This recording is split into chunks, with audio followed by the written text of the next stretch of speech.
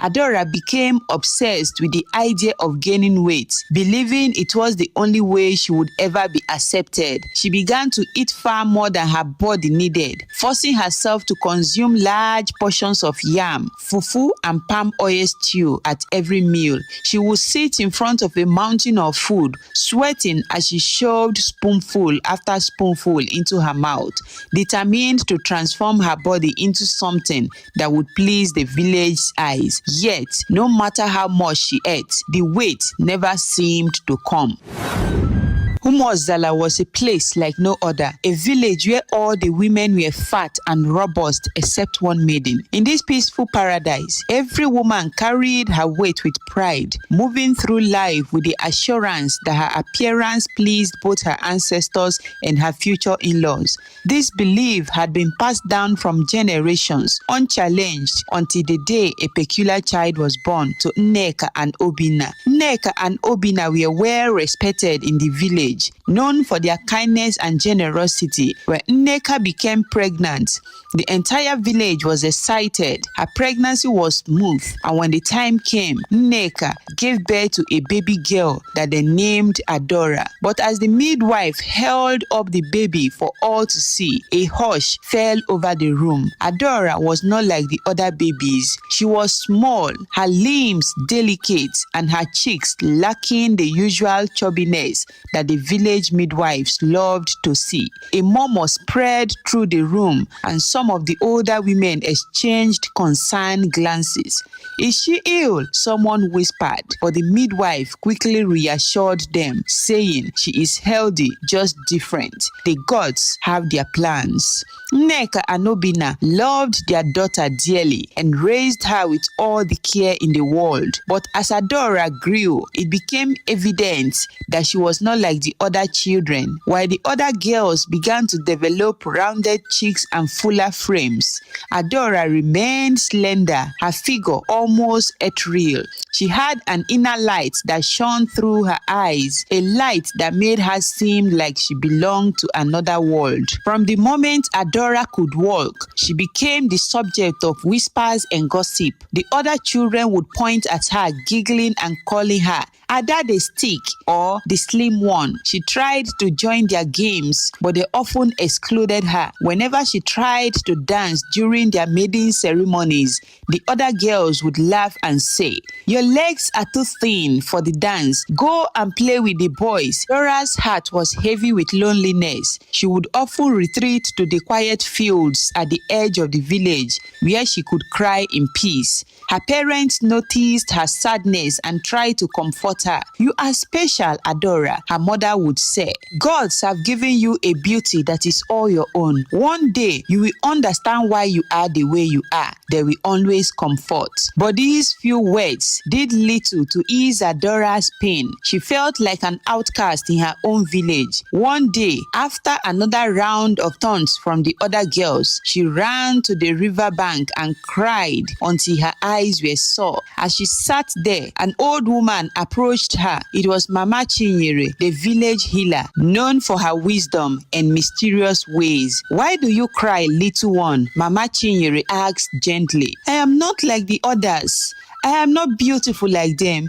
I am too thin, too different," Adora replied, her voice breaking. Mama Chinyere smiled and sat beside her. "Listen, child," she began. "The gods do not make mistakes. Every leaf, every tree, and every person has a purpose. Your difference is your strength. One day, the world will see what makes you special." Adora listened, comforted by the old woman's words, but doubt still clouded her heart. The constant mockery ate away at her confidence. Adora became obsessed with the idea of gaining weight, believing it was the only way she would ever be accepted. She began to eat far more than her body needed, forcing herself to consume large portions of yam, fufu, and palm oil stew at every meal. She would sit in front of a mountain of food, sweating as she shoved spoonful after spoonful into her mouth, determined to transform her body body into something that would please the village's eyes. Yet, no matter how much she ate, the weight never seemed to come.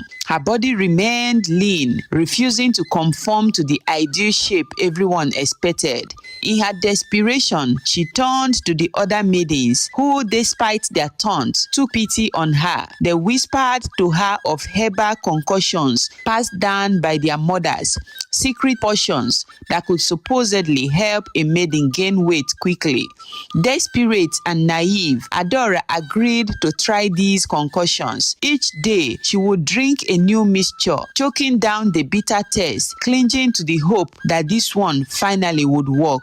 One of the girls, Chioma, gave her a particular potent mixture, swearing it had helped her cousin gain weight in just a month. Drink it 3 times a day, Chioma advised. You will see a difference soon. Just keep at it, she added. Adora did as she was told. She drank the concoction religiously, ignoring the nausea that often followed. She felt her stomach twist and cramp painfully, but she convinced herself that this was just a side effect, a proof that the potion was working. She became weaker with each passing day, her skin growing pale, but she persisted. The desire to be accepted, to be seen as beautiful, pushed her to endure the discomfort. One morning, Adora woke up feeling faint, her head spinning, her body was drenched in sweat, and she could barely stand. Determined to keep going, she forced herself to drink another dose of the concoction, but as soon as it touched her lips, a sharp pain shot through her abdomen. She collapsed to the ground, clutching her stomach, her breath coming in heavy gasps. Her parents, Obina and Nneka, heard her cries and rushed into her room. They found her writhing in pain,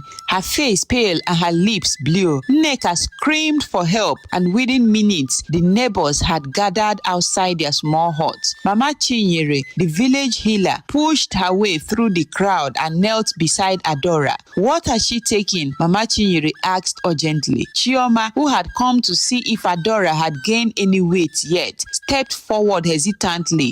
She's been drinking a mixture to help her gain weight, she mumbled, unable to meet anyone's eyes. Mama Chinyere's face darkened. Foolish girl, she snapped. Do you not know that these concoctions are dangerous? Everybody is different. What worked for another may kill someone else, she said. With swift hands, Mama Chinyere began to administer a remedy to counter the effect of the toxic mixture. Adora lay there, barely conscious, her mind drifting in and out of darkness. She heard the murmurs around her, the whispers of pity and judgment. For 3 days, Adora lay in bed, weak and feverish. Her parents stayed by her side, worried she might not survive. On the 4th day, she finally opened her eyes, her body aching but alive. She looked up at Mama Chinyere, who had stayed to monitor her recovery. You are lucky, child, the old woman said sternly. The gods have spared you, but only just once. You must never seek to change what the gods have given you. Your body is a gift, whether you see it that way or not, she added. As Adora grew into her teenage years, the village began preparing for its grandest event, the annual Maiden Festival. It was a time when young women would showcase their beauty, dance and charm, hoping to catch the eyes of a suitor or, at the very least, earn the admiration of the village. The festival was also a chance to honor the ancestors and celebrate the village culture. Every girl looked forward to the festival, and Adora, despite her past rejections, hoped that this year would be different. She spent days weaving a beautiful dress from the finest fabric her parents could afford. The dress was simple yet elegant, highlighting her unique frame. When she put it on, even her mother gasped. Adora, you look like a goddess, Nneka exclaimed. But when Adora arrived at the festival, the mocking began immediately. Look at her, a guest sneered. Who does she think she is with those tiny legs? Adora tried to smile, tried to enjoy the festival, but every laugh felt like a dagger to her heart. As the drumming began, Adora stepped forward to join the dance, but the other girls blocked her path.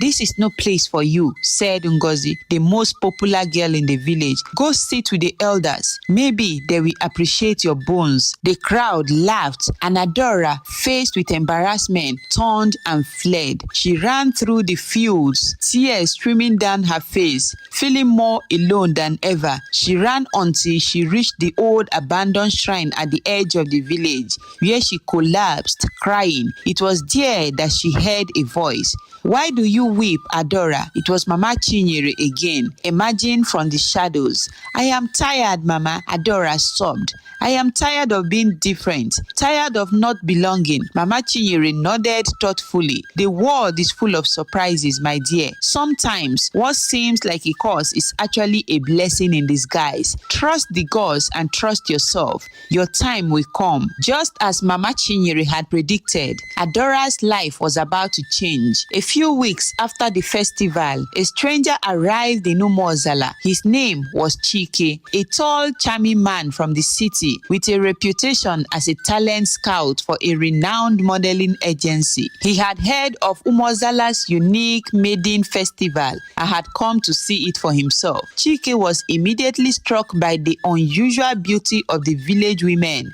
but something else caught his eyes. Amidst the robust, curvaceous figures, he saw a slim, graceful girl standing alone by the river bank. She seemed like a flower among trees, delicate yet strong. He approached her cautiously. "Hello, my name is Chike," he introduced himself with a friendly smile. "I couldn't help but notice you.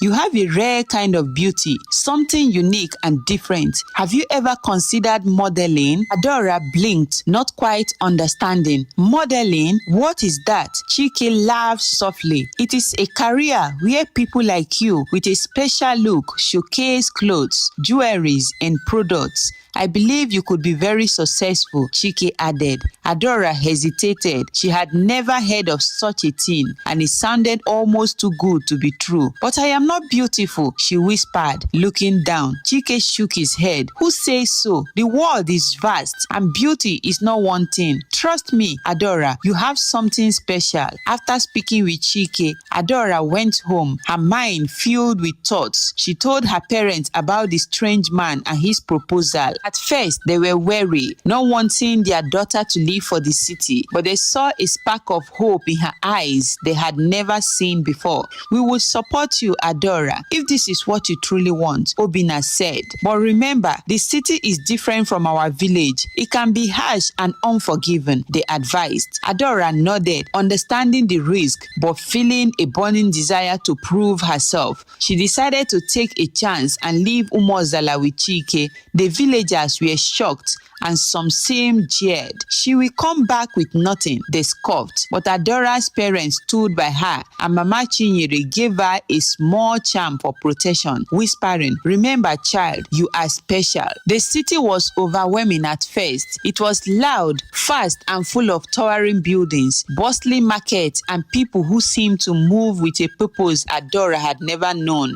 Everything was new, exciting, and terrifying at the same time. She had never seen so many cars, so many people in such a hurry, or such a dazzling array of lights that made the night feel like day. Chike took her to his agency, where she was introduced to his business partner, Ifunanya, a former model herself. Ifunanya looked Adora up and down, a skeptical look on her face. "Are you sure about this one, Chike?" she asked, raising an eyebrow. "She doesn't look like the usual girls we work with." Chike smiled. "That's exactly why I'm sure. She has a different kind of beauty, a freshness that the industry needs right now. Trust me, Ifunanya, there is something special about her," Chike advised. Ifunanya sighed but agreed to give Adora a chance. They started with training, teaching her how to walk, pose, and present herself in front of a camera. The first first few weeks were difficult. Adora struggled with her confidence, often feeling like she didn't belong. The city girls with their tall heels and perfect hair would glance at her and whisper, mocking her awkwardness. But Chike was patient, encouraging her every step of the way. "You are doing great, Adora," he would say. "Just be yourself. Let your uniqueness shine." Gradually, she began to find her rhythm. Her walk became more confident, her poses more natural, and soon she started catching the attention of photographers and designers. One day, during a photo shoot, a well-known fashion designer, Mrs. Akintola, stopped by the agency. She was looking for fresh faces for her new collection. As she walked through the studio, her eyes fell on Adora, who was shyly preparing for her turn in front of the camera. "Who is that?" Mrs. Akintola asked, pointing to Adora. "Oh, that's our new girl from the village," Ifunanya replied dismissively. "She's still learning the ropes." Mrs. Akintola seemed intrigued. "Let her step forward," she instructed. When Adora came closer, Mrs. Akintola smiled. "There's something different about you, child," she said. "You have a raw, untamed quality. I want you to model my new collection." Adora was stunned, hardly believed her ears. This was the chance she had been waiting for. She nervously accepted, and within days, she was thrust into spotlights at one of the biggest fashion shows. As she walked down the runway, wearing one of Mrs. Akintola's designs, the audience gasped. Her grace, her natural poise, her unique beauty captivated them. The next day, her face was all over the newspaper and social media. She was praised for her refreshing look and quickly became the talk of town. Offers started pouring in, and Adora was soon modeling for top designers and brands. The girl from Umozala was now a sensation in the city. Adora's fame grew, and with it came new challenges. She had to navigate the complexity of the modeling world, jealousy from other models, the pressure of maintaining her image, and the constant scrutiny of the public eye. She found herself in glamorous parties, rubbing shoulders with celebrities and wealthy businessmen. Yet, amidst all the glitz and glam, she felt a pang of loneliness. One night, after a particularly grueling day of back-to-back photo shoots, she sat alone in her luxurious apartment, staring out at the city lights. Despite all her success, she felt a void. She missed her village, her parents, the simplicity of life in Umozala, and even the laughter of the children who used to tease her. Her thoughts were interrupted by a knock on the door. It was Chike, who had noticed her recent melancholia. "Adora, are you okay?" he asked, concern in his voice.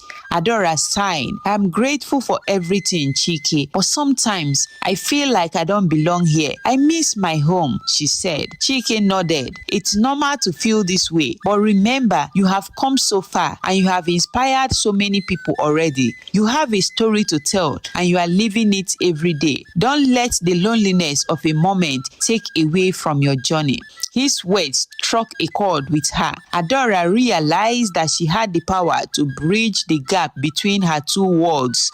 She decided to use her platform not just to model, but to advocate young girls who felt different or out of place. She began sharing her story in interviews, talking about her upbringing, the beauty standard in her village, and how being different had become her greatest strength. Months later, Adora decided to return to Umozala for a visit. She had been away for a long time, and though she was nervous about how she would be received, felt a pull to go back to her roots. She had sent words to her parents, but she didn't know what to expect from the rest of the village. As she approached the village square, she was surprised to see a large crowd gathered. The villagers who had once mocked her for being different were now cheering her name. Children ran up to her, laughing and waving. The women, even those who had once excluded her, came forward to embrace her. Obina and Nneka, her parents, stood at the front, tears of pride in their eyes. Mama Chinyere was there too, smiling with satisfaction. "See, child," she whispered. "Didn't I tell you that the gods have their plans?" she said.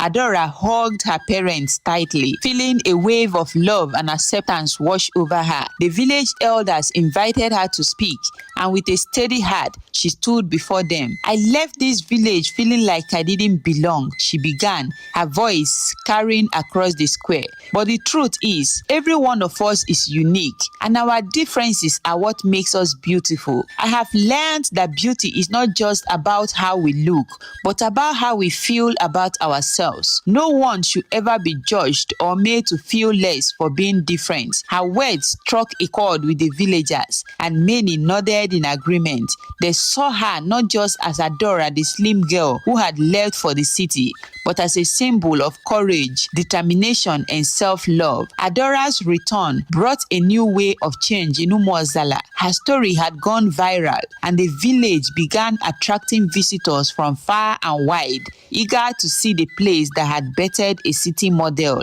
More importantly, Adora's journey inspired many in the village to rethink their standards of beauty and success. The village women began celebrating their own unique attributes, and the young girls who had once teased Adora now looked up to her as a role model. Even Ngozi, the girl who had mocked her at the maiden festival, approached her with tears in her eyes. "I am sorry, Adora," she confessed. "I was wrong to judge you. You have shown us what true beauty is."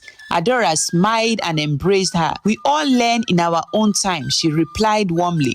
Before leaving Umuozala, Adora decided to give back to her community. She used her earnings to build a community arts and learning center where young girls and boys could learn skills like modeling, photography, and even public speaking. She wanted them to have opportunities like she had never dreamt of. She named the center Mama Chinyere's Wisdom House in honor of the old healer who had first helped her see her worth. The center quickly became a hub of activity, a place where young people found a sense of purpose and belonging. The girl who had once cried by the riverbank in Umuozala was now a symbol of hope and strength for millions. Her journey had shown the world that true beauty lies not in conformity, but in the courage to be oneself. Thank you so much for watching. Please like and leave a comment letting us know what you think about the story. Kindly subscribe if you are yet to do so.